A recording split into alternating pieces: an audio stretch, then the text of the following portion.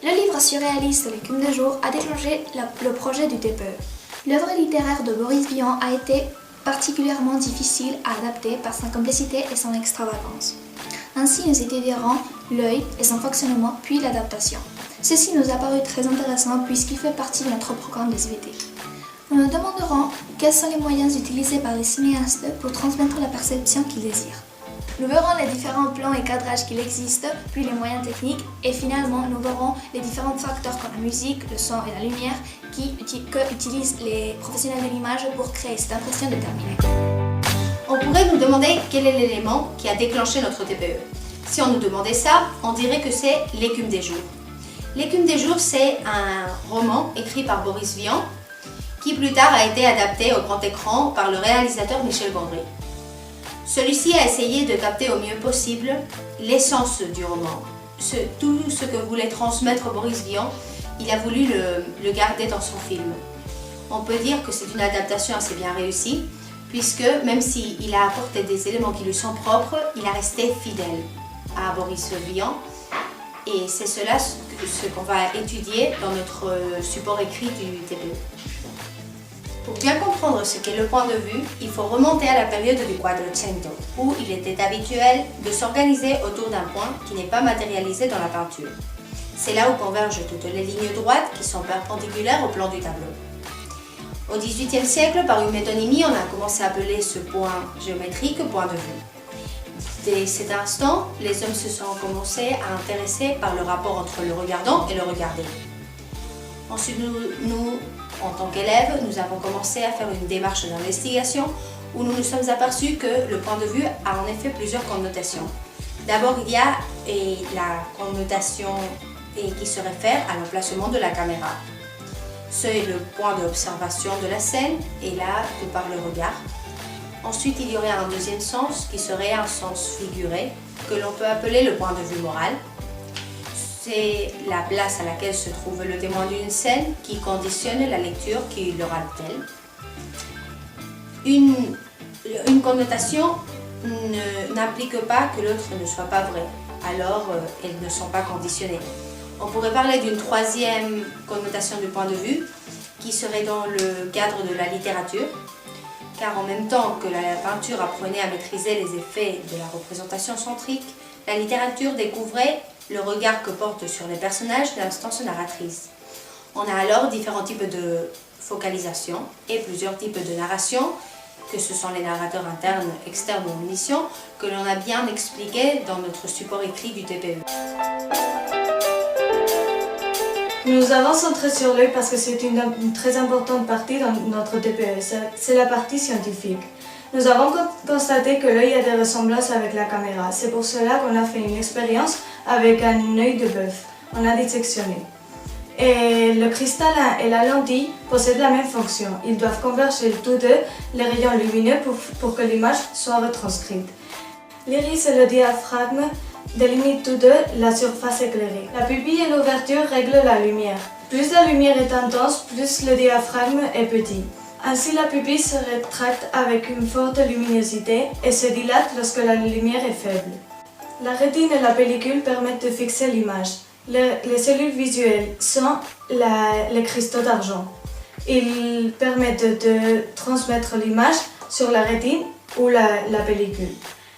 L'accommodation de l'œil permet la netteté de l'image. Comme nous venons de voir, l'œil et la caméra ont des ressemblances. Cependant, nous avons pu ressentir des différences. Le cristallin de l'œil est souple, tandis que la lentille de la caméra est rigide. Dans la caméra, l'image est retournée puis inversée latéralement, tandis que dans l'œil, l'image est retournée directement. On a pu conclure que la caméra est basée sur l'œil, mais cependant des différences se font noter.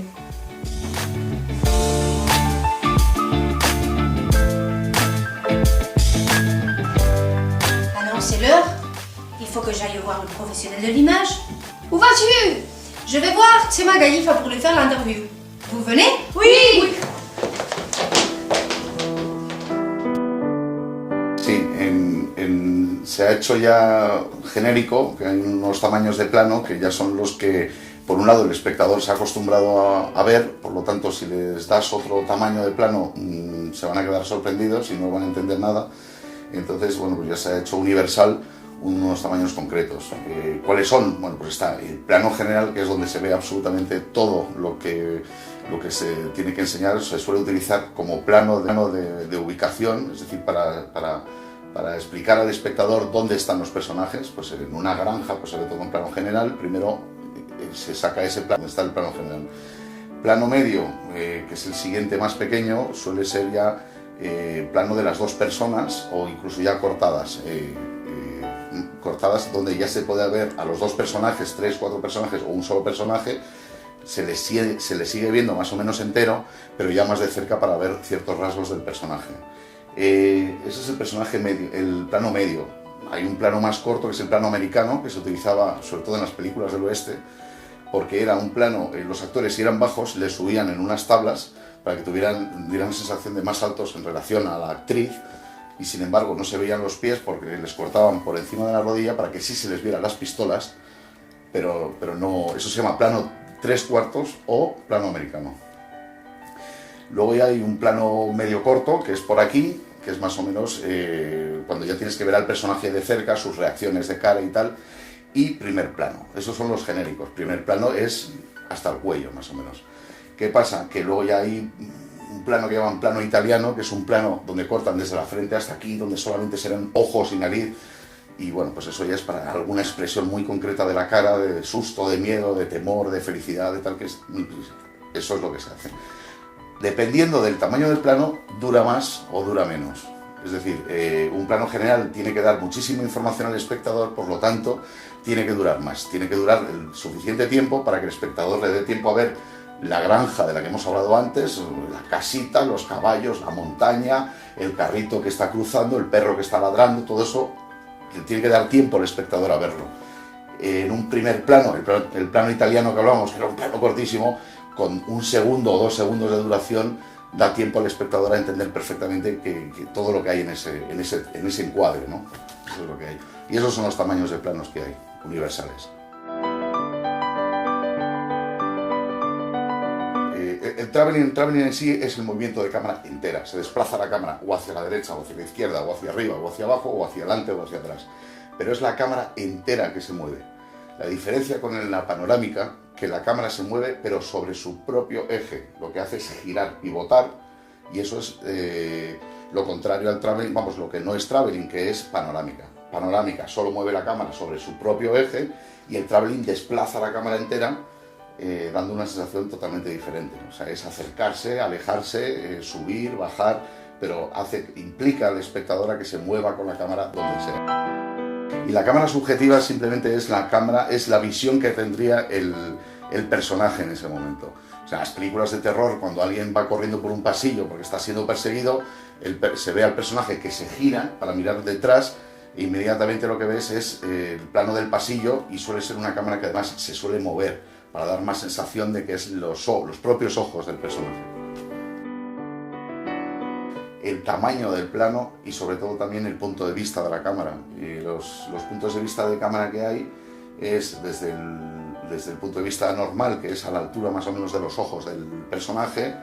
Luego, si la cámara está más elevada, y entonces lo que hace es sacar al personaje hacia abajo, eso se llama picado, un punto de vista picado, cámara picada, y se utiliza pues para humillar al personaje, para quitarle importancia, para dejarle como uno más en toda la masa de gente que hay alrededor, dejarlo como tal. Todo lo contrario pasa con el contrapicado, que la cámara va mucho más baja, por lo tanto saca al personaje desde abajo hacia arriba y le da un aspecto de imperial y de majestuoso y de todo lo más. Como en Ciudadano Kane, por ejemplo, que a los políticos y hoy en día todavía se les graba siempre un poco más bajo, la cámara más baja que en este caso el político, para darle esa presencia de grandioso.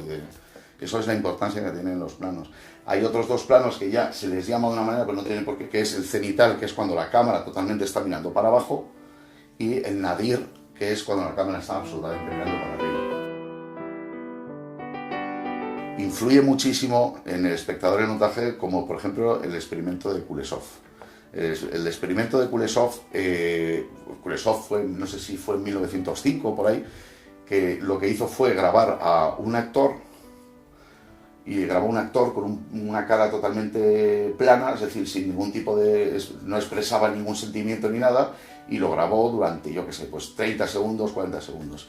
Inmediatamente ese plano lo pegó a la imagen de una niña que estaba muerta en un ataúd de madera, y lo que hizo fue, después de pegar eso, lo proyectó ante un público, y a la salida de la proyección preguntó al público y les dijo qué les ha parecido la actuación del actor. Entonces todo el público llegó a la misma conclusión, que era un actorazo tremendo y que se le notaba en la cara y en la mirada una expresión de tristeza por la muerte de esa niña. Bueno, pues podía ser bien. Lo que pasa es que el experimento lo siguió, quitó el plano de la niña muerta y puso una señora en una chaise longue con una bata de seda maravillosa y esperándole, y entonces metió a un público diferente, preguntó al público por las expresiones del actor, y ese nuevo público que no había visto el anterior experimento dijo, bueno, es un actorazo tremendo, lo que ha expresado es deseo hacia esa mujer. O sea, casualmente era el mismo plano, pero el montaje consiguió engañar a la gente. El tercer experimento de Kuleshov era lo mismo, simplemente que quitó a la señora en la chaise longue y lo que hizo fue poner un plato de comida, que era un plato de sopa, un vino, no sé qué. Y entonces metió a un tercer grupo de público que no habían visto los anteriores experimentos, les preguntó y todo el mundo llegó a la misma conclusión, que en la mirada del actor había deseo de comida, de hambre y de querer devorar ese bodegón que había, no sé qué. Entonces, con este experimento, Kuleshov ruso 1905, que eran los primeros experimentos del montaje, antes no existía el montaje, simplemente iban pegando secuencias, pero no existían planos. La diferencia entre secuencia y plano es que la secuencia es toda la historia y un plano es simplemente algo que se rueda. Entonces, en resumidas cuentas, para influir en el espectador se utilizan un montón de técnicas. A lo largo de la historia se han ido descubriendo, pero hoy en día ya tenemos todas a nuestra disposición. Está el montaje, lo que hemos hablado antes, la importancia del montaje a la hora de montar, de pegar, de copiar, de cortar y pegar planos uno detrás de otro con un ritmo concreto. Consigues tensión, consigues ternura, consigues...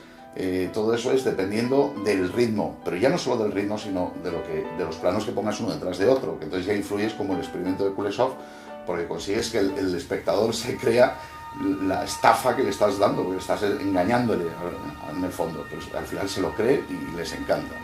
Luego, bueno, pues esto es el montaje. Luego se descubre, pues yo no sé si fue justamente con Ciudadano Kane, donde se descubrió el punto de vista que hemos visto antes, que es contrapicar o picar la cámara para darle más énfasis, más importancia, más seriedad, más imperialismo al personaje, o dejarle ridículo porque se le ve ahí abajo. Todo eso también se descubre y tiene éxito. Más o menos son experimentos que se van haciendo y que luego en la historia, todos los que nos gusta el cine, etcétera, al final llegamos a la misma conclusión, y entonces al final conseguimos todos pensar igual, y al final pues la próxima vez que veamos una película y nos hagan algún truco de magia de estos, nos lo creamos y digamos, pues mira, es que en este caso es verdad, el pobre está ahí, se le ve desde ahí abajo y es un don nadie y es un tío sin importancia y tal. Eso es montaje, eso es punto de vista, y luego ya pues con el terror, etcétera, pues aparece la iluminación fundamental, porque dependiendo, si es una imagen absolutamente plana, te da todo igual, y si sin embargo te están poniendo un claro oscuro, que no ves lo que hay detrás, que no sé qué tal, pues le da una importancia y una tensión y un miedo en las películas de terror tremendo. Y el sonido, para colmo, pues ya influye. ¿Cuántas veces de repente vemos un traveling grabado desde un helicóptero, donde se ve todo un valle maravilloso, y se ve de repente una música que sube, entonces le da muchísima más fuerza a esa imagen, que simplemente es una imagen de un valle y ya está. O sea que influyen todos, cada uno tiene su importancia, y ya si lo juntas todo, pues ya es el colmo, claro. Alors le cinéma est effectivement un art. Claro, es el séptimo arte. Nous avons fait une série d'expériences pour mettre en valeur le son, la musique, le cadrage et la couleur. Oui, on vous le laisse ici.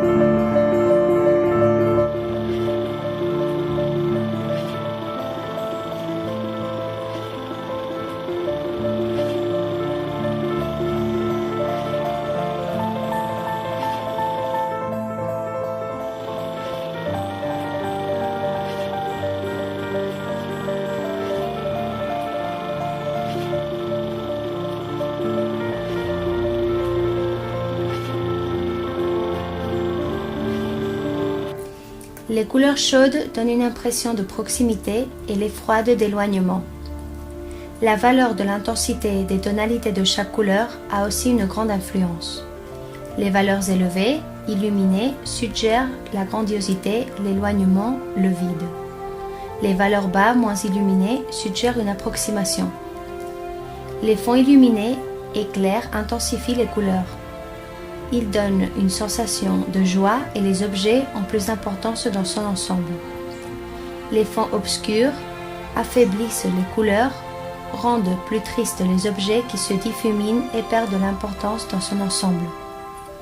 La couleur sert en conclusion pour centrer l'attention, elle favorise le rythme de la narration et le montage et sert à exprimer avec plus de force certains moments. Nous avons 4 types de couleurs. La couleur pictorique, la couleur historique, la couleur symbolique et la couleur psychologique. La première, la couleur pictorique, essaie d'évoquer les couleurs dans les tableaux et même sa composition.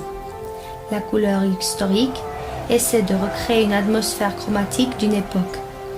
La couleur symbolique, elle utilise des couleurs dans des plans déterminés pour suggérer et souligner des effets déterminés. La couleur psychologique, dans celle-ci, chaque couleur produit un effet animique différent. Les couleurs froides, comme le vert, le bleu et le violet, dépriment. Cependant, les couleurs chaudes, comme le rouge, l'orange ou le jaune, exaltent. La lumière est un élément essentiel dans le cinéma. L'illumination crée des ombres, des rides rend plus jeune, plus vieux, crée des effets psychologiques du personnage. En fonction de celle-ci, l'atmosphère change.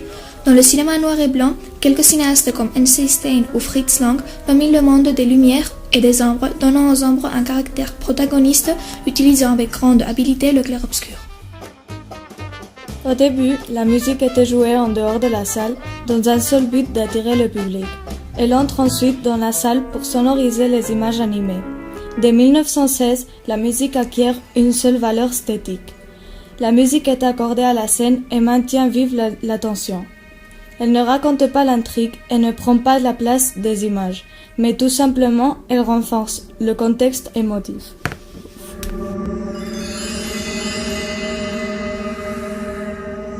Après avoir abordé le point de vue et les cadrages utilisés dans le cinéma et avoir étudié l'adaptation d'une œuvre littéraire au grand écran, nous pouvons constater que notre problématique a plusieurs solutions. Le point de vue influence l'impression chez le spectateur, mais il y a d'autres moyens comme la lumière, le son et la couleur qui jouent un rôle très important lors du montage. Et la position de la caméra est rigoureusement étudiée pour transmettre les sensations. La perception est subjective et particulière à chaque individu. Et malgré la volonté du réalisateur, chaque individu peut avoir sa propre perception.